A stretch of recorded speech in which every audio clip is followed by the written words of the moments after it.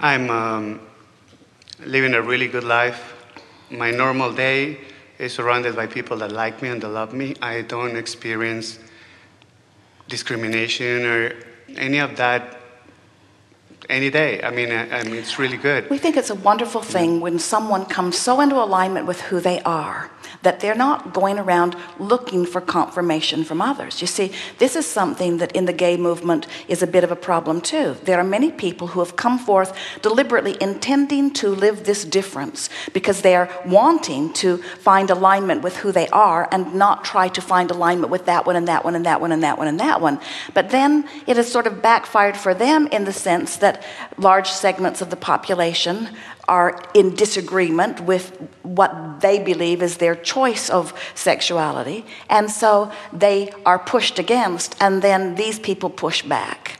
There are so many people that are not comfortable in their own sexuality because they're still struggling with the way they are perceived from others. You see, you say, my mother knows, as if it might have been an option for her not to know.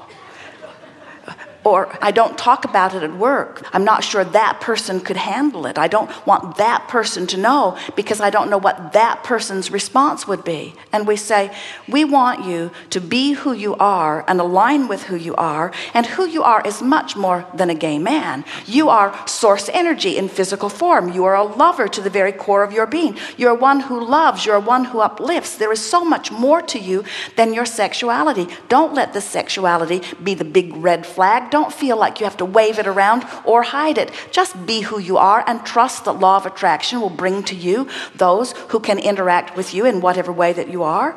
Jerry and Esther had the most interesting experience a few years ago.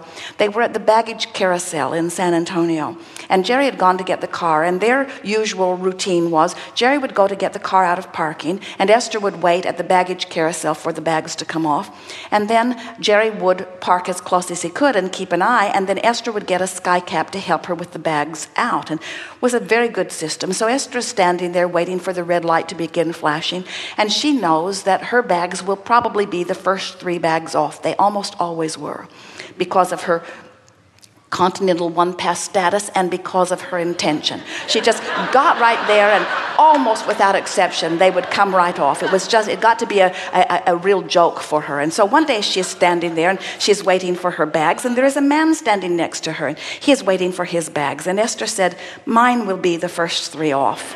And he said, no, mine will be the first 3 off. And Esther said, oh, but you don't understand. Mine are always the first 3 off. And he said, no, mine are always the first 3 off. And Esther said, well, we'll see. And so the light starts flashing and the carousel starts moving, and here is a bag, and the man grabs it and sets it down. And Esther said, thank you very much. And he said, that is my bag. And Esther turned the tag over and said, it is my bag, but thank you for getting it. And another bag came off, and the man grabbed it and set it down, and Esther said, thank you again. And he said, don't tell me that's your bag. And it was Esther's bag again. Esther's were the first 3 bags off. His were the second 3 bags off, and the bags were identical. Their luggage was exactly the same luggage. And Esther is crowing a little and thanking him for getting her bags off, and he is twinkling back at her and telling her that next time his will be the first 3 off. And then Jerry is waiting, and the sky cap helped Esther. And as Esther got into the car, Jerry said, do you know who that man was? And Esther said, no. And Jerry said, he's the television evangelist. In fact, he's the one new in the news all over the place now. And Jerry said, it was fun watching you play together, because if either one of you knew who the other one was,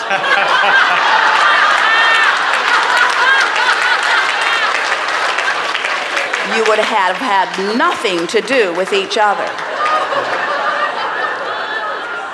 And we want you to know that you are more a vibrational match to everyone, then you are not, you see. When you're tuned into who you are, your differences are non-existent, because when you're tuned into who you are, the best of you is pulsing. And when they're tuned into who they are, the best of them is pulsing. And when you rendezvous at that level, it does not matter what your beliefs are. It does not matter what your decisions are. It does not matter what your intentions are. Law of attraction never messes it up. If you stay true to the loving being that you are, only those who are in that place at that time can rendezvous with you, you see. And the one thing, just to finish, I'm never intending to change anybody's point of view, you know. I'm not trying to convince anybody whether it's good or bad. Everything is perfect at all with whatsoever. You. The only reason why I say my mother's no is because as my dad passed away 20 years ago, I decided that I would be authentic and I would be me with my mother, and that we would have the best possible relationship, which we do as we are sharing this physical life. And 3 months ago, I registered for this, and I already knew what the question is. And interestingly speaking, last night I heard my father's voice saying, "You will be chosen." So, thank you.